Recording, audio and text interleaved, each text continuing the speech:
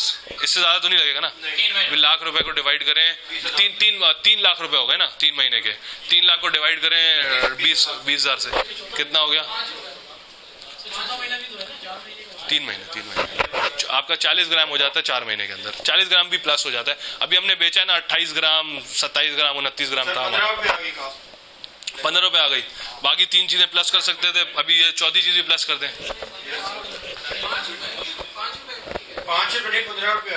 15 रुपए लगा लें। कैसे आई? 1 लाख रुपए, 1 लाख रुपए 4 बंदों की 1 महीने की, 2 लाख 2 महीने की, 3 लाख 3। आपको समझ आएगी? आपको कोई ऐसा जिसको नहीं समझ आए? सब 426 रुपए में भाई आपका झींगा पल रहा है। अभी बिजली की कॉस्ट मैंने क्या लगाई है? 40 किलोवाट पर आवर करके लगाई है। आपके 20 टन झींगा पल रहा है, ठीक है। पर केजी कॉस्ट कितनी आई है? 426, 450 लगा लें आप। मिसलेनियस डाल दें, डाल दिया, 450 लगा दिया। आपका झींगा आज मैंने बेचा 900 रुपए का, आप 800 रुपए का लगा लें कि 800 रुपए का बिकता है। फिशरी में जाके मैं आप कोई भी बेच सकता है। सर इसमें एक चीज नहीं लगाई हमने, मोर्टेलिटी जो मतलब एक रूल ऑफ थंब लगाएंगे ना 30% या 20% होती है मोर्टेलिटी जो लगाते हैं श्रिम्प फार्मिंग के अंदर, वो हम लगा देंगे इसमें।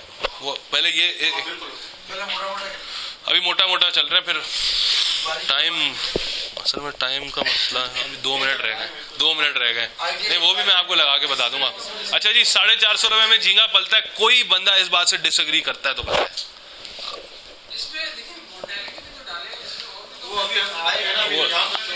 जो बातें अभी तक मैंने करी हैं इन फिगर्स से कहीं पर भी कोई मुझे ये कहे कि आपने कॉस्टिंग कम लगाई है, वो कह रहा हूं आपसे मैं। हायर ही लगाइए ना, मतलब ये 350 रुपए पे आएगा ना, 300, 350, 400 इस पे आएगा ना। हमने 450 लगाई है। अभी हम बात कर रहे हैं कि झींगा फार्मिंग करनी चाहिए या नहीं करनी चाहिए। हम क्लासों में आ रहे हैं, हमें आना चाहिए नहीं आना चाहिए, सिर्फ चाय खाना पूरी करनी चाहिए या सीखना भी चाहिए, ये फार्मिंग करनी, ये बात हो रही है अभी। मोर्टेलिटी वो सारी चीजें हम डिस्कस करते हैं 1 by 1। 450 रुपए और 800 रुपए का बिक रहा है पर केजी। मैंने 900 रुपए का बेचा, मैं आपको कह रहा हूँ आप 800 रुपए लगाएं, क्योंकि आप गर्मी में भी करेंगे, हर वक्त करेंगे। मैंने अभी भी सर्दी में नहीं किया, अभी भी हम गीजर के बगैर गुजारा कर रहे हैं, एसी भी चला रहे हैं, चल रहे हैं ना 2 एसी। गर्मी है, अभी भी सर्दी नहीं हुई है। दिसंबर में तो शॉर्ट हो जाएगा, 1200 रुपए में नहीं मिलेगा। लेकिन मैं कह रहा हूँ आप इसको यही लगाएं, 800 रुपए लगाएं अभी आप। पर केजी क्या प्रॉफिट होगा? पर केजी कितना किलो निकल रहा है झींगा? मल्टीप्लाई करें, टोटल प्रॉफिट कितना हो गया? बस ये थी झींगे फार्मिंग की फिजिबिलिटी। अब नहीं, अगर कोई किसी का डिनायल है, मैं बार बार पूछ रहा हूँ, किसी का डिनायल है किसी चीज से भी, स्टॉकिंग डेंसिटी पे, फीड कॉस्ट पे, किसी भी चीज पे। स्टॉकिंग डेंसिटी भी आपने कम लगाई है? कम लगाई, जो आपने कम लगाई है, कम लगाई। उस दिन आपने जो बताया अभी मैं आपको आर्टिकल शेयर कर देता हूँ। बेसिकली स्टॉकिंग डेंसिटी जो लगाते हैं ना, जो 200 वगैरह लगा रहे हैं, इसको भी आपको निकालने का तरीका बता देता हूँ। होता है अगर आप मीटर स्क्वायर में लगा रहे हैं तो 3 to 7 kg लगाते हैं। 3 to 7 kg अगर मीटर स्क्वायर की बात कर रहे हैं। अगर मीटर क्यूब की बात कर रहे हैं तो आप लगाते हैं 3 to 9 kg। इसमें फर्क क्या है? फर्क है जब आप वेनामाई की बात कर रहे हैं। वेनामाई रहता है वाटर कॉलम के अंदर। वाटर कॉलम का मतलब है कि सिर्फ बॉटम पे नहीं रहता, वो मछली की तरह वाटर कॉलम में भी रहता है। इसलिए उसकी जब हम लगा रहे होते हैं तो हम लगाते हैं M3 में।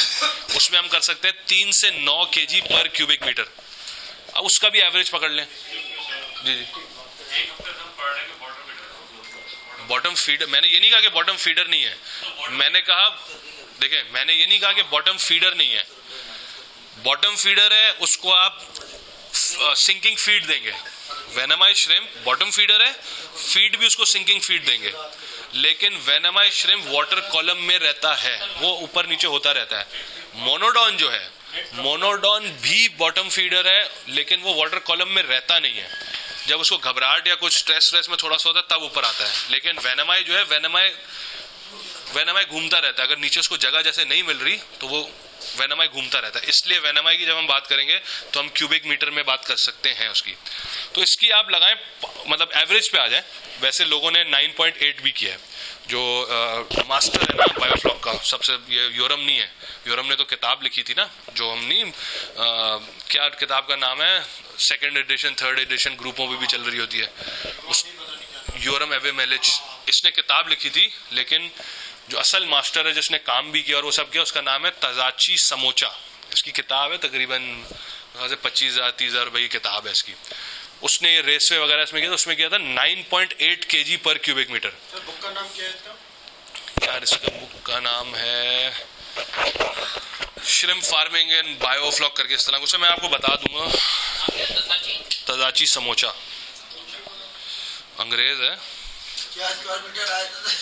मैं आपको वो भी आपको बता दूंगा। लेकिन बहरहाल इसने किया था 9.8 kg पर क्यूबिक मीटर, जो इसने हार्वेस्ट किया था अपना झींगा। 10 किलो एक क्यूबिक मीटर में, क्यूबिक मीटर मतलब 1000 लीटर में उसने 10 kg किया था उस बंदे ने, बंदा या बंदी है पता नहीं, लेकिन उसने किया है, उसकी किताब में लिखा हुआ है। हम लगा रहे हैं, ये जो हम स्टॉकिंग डेंसिटी लगा रहे हैं ना, ये हम 5 से भी शायद कम पे लगा रहे हैं। अब मैं इसका तरीका आपको बताना चाह रहा हूँ। इसका रिवर्स कैलकुलेशन होती है रिवर्स में। अब आप लिखें 5 kg पर क्यूबिक मीटर, और उधर से मुझे बताएं अगर 5 kg पर क्यूबिक मीटर है तो स्टॉकिंग डेंसिटी पर पीएल कितनी होगी 25 ग्राम पे, कैलकुलेट करें। 5 kg पर क्यूबिक मीटर हार्वेस्ट वेट है,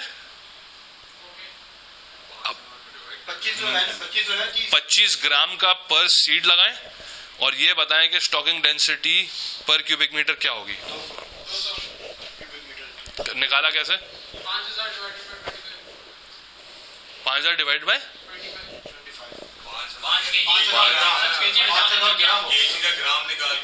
कर दिया ना। तो अभी हम जो ये जो निकाला है 200 जो निकाला है हमने 5 से निकाला है। 5 तो बहुत ही मतलब मिडिल एवरेज है, मतलब अभी भी हमने जो स्टॉकिंग डेंसिटी निकाली है हमने बहुत कम निकाली है। किसी को इख्तलाफ इसमें, अब जो आप, अब टाइम खत्म हो गया हमारे पास, लेकिन आप जो बोल रहे थे मोर्टेलिटी, अब आप मेरे ख्याल से आप खुद इसमें 20% मोर्टेलिटी लगा दें सीड में।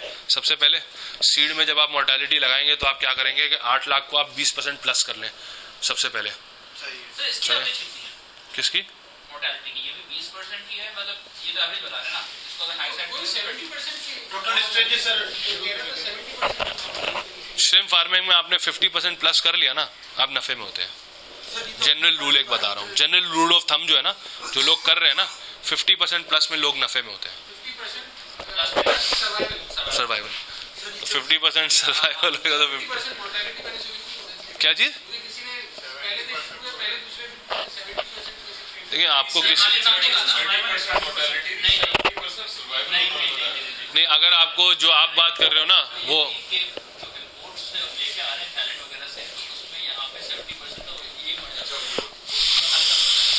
अच्छा अब ऐसा नहीं है कि इंपोर्ट करने में मरेगा ही मरेगा, ऐसा नहीं है। आप करीब से मंगा लें। 125 पीस आया था पर इस बार 5 kg के साथ नहीं 200 आया था। 5000 डिवाइड बाय 25 25 ग्राम का था ना सीड। अब अगर आपको इसमें मोर्टेलिटी लगानी है आप 20% मोर्टेलिटी लगा लें। वैसे जो है एफडीबी वालों ने किया था, इनका 90 समथिंग % आया था सर्वाइवल रेट। सर्वाइवल भी बात करो 90 समथिंग %। यार वैसे भी आपको बताऊं, ये हमने हवा बनाया हुआ है। श्रिम्प फार्मिंग मुश्किल है। मुश्किल किधर से आप मुझे बताओ, कोई मुझे खड़े होकर कोई मुझे बता दे इस वजह से मुश्किल है। मेहनत करना ना चाहो तो देखें बताएं ये है कि इसके अंदर अगर वायरस आ गया है, व्हाइट स्पॉट आ गया है, तो पूरा फ्लॉक मरता है। एक सेकंड, आपकी हर चीज रुकती है ना, यानी आपका सीड कॉस्ट चला गया, आपकी फीड कॉस्ट चली गई, यू लॉस्ट एवरीथिंग। अभी वाजिद भाई के पास तिलापिया लेक वायरस आ गया, TLV, ठीक है, उनका भी ऐसा ही हुआ। पैंगसिस थी, वो भी मरने शुरू, तिलापिया भी मरने शुरू। वायरस तो कहीं पर भी आएगा, सब जाएगा। और ऐसा नहीं है कि ये आपका वायरस आ गया तो सारा कुछ मरता है, ऐसा। वो तो once in a blue moon है ना फिश के अंदर। हाँ इसके अंदर तो बहुत रैपिड है। नहीं रेजिस्टेंस क्वालिटी किसकी बेहतर है based on your resistant fish की, और फिश में तिलापिया की सबसे बेहतर है। लेकिन higher the risk higher the return. Tilapia में 150 रुपए की मछली पालोगे और 50 रुपए प्रॉफिट होगा 1 साल बाद, 50 रुपए किलो पे कमा रहे हो। इसमें 350 रुपए किलो पे कमा रहे हो 3 महीने बाद। इन्वेस्टमेंट कॉस्ट भी इधर है। किसमें? इन्वेस्टमेंट इसमें कितनी है और उसमें कितनी है, हाँ, लेकिन अगर तिलापिया आप कर रहे हैं या ये आप जो भी कर रहे हैं तो इसमें भी आपको मतलब अगर हम अभी इसको बनाने शुरू करें तो श्रिम्प में आपको इसमें आपको 3 रुपए का बच्चा है, श्रिम्प में आपको 1 रुपए का बच्चा है, उसमें आपकी स्टॉकिंग डेंसिटी बल्कि ज़्यादा है, आपका बच्चा ज़्यादा डलेगा तिलापिया के अंदर। मतलब मुझे सेंस नहीं बनाती ऐसी चीज़ जिसको मैं बेच ना सकूं आसानी से, वायरस वगैरह वो सब। और ये जो वायरस वाली आपकी बात है ना, अभी तो पता नहीं कब से वायरस नहीं आया। और दूसरी एक और बात भी क्लियर कर दूं, और ये मैं नहीं कह रहा, ये फैसल भाई ने उस दिन आके शायद बोली भी थी, फैसल इफ्तिखार 7 साल उन्होंने सर्व किया एफडीपी के बोर्ड पे। हुआ क्या था कि जब यहाँ से श्रिम्प गया, हमारे श्रिम्प में वाइट स्पॉट नहीं था। ये एक मिसकंसेप्शन है, लोग कह रहे हैं कि हमारे, ये सब पॉलिटिक्स है। और ये पॉलिटिक्स क्या थी, यहाँ वो जो भी हुआ अंदर की बात छोड़ें, लेकिन ऊपर की आपको बताता हूँ। उसमें पाकिस्तान और इंडिया, देखें वाइल्ड कॉट में तो वाइट स्पॉट नहीं आ सकता, ये तो सब मानते हैं ना। आ सकता है नहीं आ सकता? आता है, आता है, आता है, आता है, आता है। ये जो मोनोडॉन होता है ना, मोनोडॉन जितना एशिया में ना, 30% में सिर्फ WSSV नहीं होता, व्हाइट स्पॉट में भी 2 डिजीज होते हैं, WSSV होता है और WFD होता है, व्हाइट स्पॉट डिजीज। WSD होता है व्हाइट स्पॉट डिजीज, और एक होता है WSSV, white spot syndrome virus.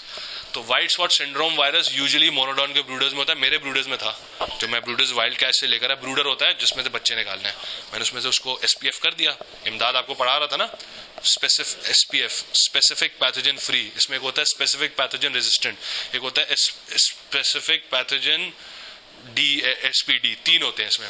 तो मैंने अपने वाले को SPF किया, लेकिन उसमें 2 साल लगते हैं। 2 साल से मैंने मतलब उसके देखभाल कर रहा था, तो ये निकल जाते हैं इसमें से, जो वायरसेस वगैरह ना, ये निकल जाते हैं। और जो पाकिस्तान में तो आज तक व्हाइट स्पॉट डिजीज नहीं आया। ये जो बात कर रहे हैं कि जो है ही नहीं, आएगा कहाँ से? और व्हाइट स्पॉट डिजीज आपको पता है, ये जो श्रिम्प फार्मिंग हो रही है, जैदी अंकल पहले दिन आए, जैदी अंकल ने क्या बोला कि श्रिम्प फार्मिंग हो रही थी, लिप्टन वाले कर रहे थे, अलमानी साहब है, उन्होंने पानी बंद कर दिया। लिप्टन वाले ने बोला भाई मैं नहीं करूँगा। आज मैं बोल रहा हूँ कि यार MFD ये चीज़ें कर रहा है, मैं नहीं करूँगा। ये चीज़ें एरेडिकेट हो जाए, कोई डिजीज विजीज। और डिजीज आता कैसे है, मैं आपको ये भी बता दूं। श्रिम्प फार्मिंग जो शुरू हुई आज 2021 में हम लोग नहीं कर पा रहे। श्रिम्प फार्मिंग 1960s में शुरू हुई, गूगल पे देख लीजिएगा, मेरी किसी बात से इख्तलाफ है, गूगल बाबा है ना, आपके सवाल पे आ रहा हूँ। 1960s से श्रिम्प फार्मिंग हो रही है। 1960 से श्रिम्प फार्मिंग किस तरह हो रही है? तालाब खोदा, पानी डाला, झींगा डाला, 200 किलो 1 एकड़ से निकाला। लेकिन फिर क्या किया, उस पानी को जो है ड्रेन आउट कर दिया विदाउट ट्रीटिंग। दूसरे फार्म ने वही पानी उठाया,